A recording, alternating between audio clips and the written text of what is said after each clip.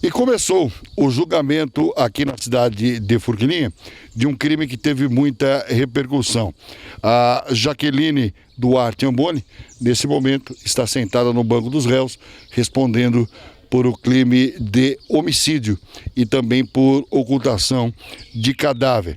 O crime aconteceu no dia 7 de dezembro de 2015 e ela tirou a vida do Valcionir da Rosa, que era o namorado dela na época. Na época, ela matou o namorado e acabou ela com o pai dela escondendo o corpo entre Araranguá e Arroio do Silva. Depois, ela foi descoberta, ela acabou confessando o crime e ela acabou levando os policiais até o local onde eles haviam ocultado o corpo do Valdecir. Aqui uma manifestação, obviamente na frente do fórum, são familiares do Valdecir pedindo justiça em relação a esse caso. Aqui a tia dele vai conversar com a gente, porque houve muito sofrimento da família até saberem o paradeiro do Valdecir, porque tem alguns detalhes que nós vamos contar a partir de agora. Bom, no dia 7 de dezembro, o Valdecir sumiu. Eu queria que... Valcionir, ele sumiu. Eu gostaria que a senhora falasse dali para frente o desespero da família até essa dentista abrir a boca.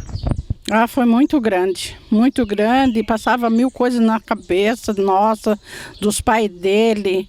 E foi muito triste, a gente imaginava um monte de coisa e ela mandava mensagem como se fosse ele, daí cada vez mais o desespero era maior. Bom, mas antes das mensagens, eu recebi uma informação aqui, que logo depois que ela cometeu o homicídio e enterrou o corpo junto com o pai, que tem que ser destacado isso, são dois processos à parte, o pai ainda não terminou a fase do processo, porque o pai está respondendo por ocultação de cadáver. Bem, a senhora, eu fiquei sabendo aqui que ela ainda foi na casa do pai do rapaz e dormiu algumas noites lá. Sim, com certeza. Eu mesma vi ela lá na casa do meu irmão e a gente tinha brincado de amigo secreto. Ela foi na revelação, depois de tudo já ter acontecido, e ficou lá junto com a gente, fazendo a revelação do amigo secreto que ele tinha começado a brincadeira. Bom, quer dizer que então, ela, no dia 7 de dezembro ela matou, depois ela foi até a casa do seu irmão, dormiu lá por algumas noites, né, contando que ele estava viajando e não sei o quê, participou do amigo secreto, sim, como se nada fosse nada? Sim, bem friamente. Friamente, como se nada tivesse acontecido, e ela estava participando do nosso sofrimento, principalmente do pai e da mãe dele. Pois é, porque o desespero do pai e da mãe é porque ela mandava mensagem, mas eles não conseguiam falar com ele, né? Não. Só por mensagem? Só por mensagem. E aí, quando o pai e a mãe respondiam, ela respondia de volta a mensagem? Sim.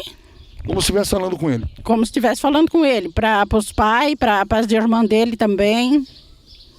Quer dizer, ela ficou simulando que ele estaria vivo para despistar? Sim, certo, para ganhar tempo, né? Mas ela não imaginou que a polícia pode saber de onde vem a mensagem, vinha de Forquilinha, aí a situação, obviamente, ficou clara que o celular estava na mão dela. Deixa eu conversar um pouquinho contigo, você estava conversando aqui comigo e eu vi que você esclarece bastante coisa. Esse homicídio chamou a atenção de todo o estado pela forma que ocorreu, foi descoberto depois de 1 ano e 4 meses, que você mesmo me falou. Qual é o sentimento da família em relação a ela? Como é que era aquele convívio com ela? Porque até então, até ela revelar, vocês tinham convívio com ela. Sim, a gente tinha convívio com ela. Até no dia que ela veio a matar ele, ela estava no almoço lá na nossa casa, lá na casa dos meus pais. Então ela convivia com a família, a gente nunca esperava isso dela. Quer dizer, ela almoçou e depois matou? Isso. E ela matou onde? No apartamento dela. No apartamento dela? Isso, à noite. Com faca? Isso. E aí depois ligou pro pai para ajudar a esconder o corpo? Foi. Realmente um crime bárbaro que chamou a atenção aí de toda a região. Aqui são todos familiares do Valcionir, que obviamente estão fazendo uma manifestação na frente do fórum, esperando que tenha justiça nesse caso. A defesa dela diz que ele era muito agressivo contra ela. Vocês algum dia souberam de algum relato que ele havia batido ou sido agressivo, alguma coisa nesse sentido? Não. Nunca? Não.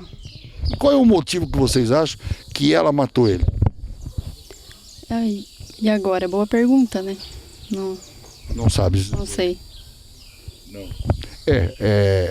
Deve ter acontecido alguma coisa, né, para chegar nesse extremo, né? E depois que ela matou, que ela frequentou a casa de vocês, dá para perceber que ela tem algum problema psicológico, alguma coisa nesse sentido? Ou ela falava calmamente, como se nada tivesse acontecido? Não, ela era bem calma. Não, a gente até não imaginava que ela teria feito o que ela fez com ele. Foi surpresa? Foi. Bom, tá aqui então, esse é o caso de Forquilinha. Esse caso vai continuar porque tá aqui, ó. O fórum, nesse exato momento, ela está sentada no banco dos réus e está acontecendo tanto a parte do advogado como da promotoria.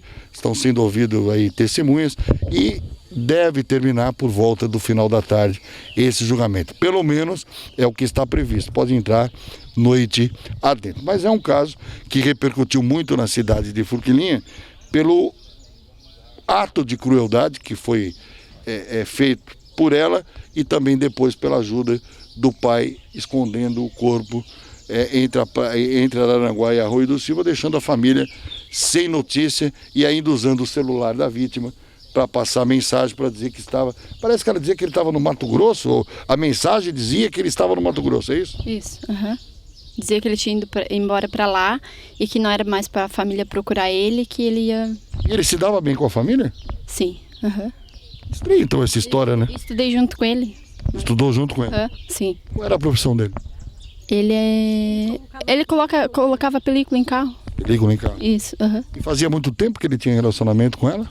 Então, o relacionamento dos dois era conturbado, né? Porque eles eram amantes, ela era casada, daí eles começaram a se envolver. Ah, ela era casada? Isso. Aí eles meio que, daí depois ele começou a namorar com outras moças, daí terminou. Virou ciúme. E daí até que um dia eles assumiram o relacionamento, né? Mas daí a família dela não aceitava, porque por todo esse rolo, né? Dela ser casada e coisa. Aí era meio conturbado a relação deles. Meio conturbado.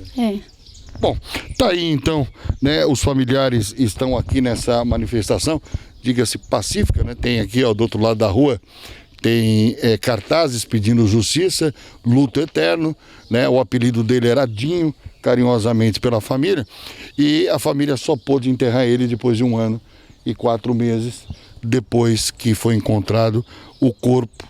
Aliás, foi encontrado não, ela levou a polícia até o local onde ela e o pai dela, que está também respondendo o processo, haviam ocultado o cadáver. Esse é um crime bárbaro em Forquilinha, que deve ter solução hoje durante o dia aqui no Fórum de Forquilinha. O repórter Josanine vem para cá mais tarde para trazer mais detalhes sobre esse caso.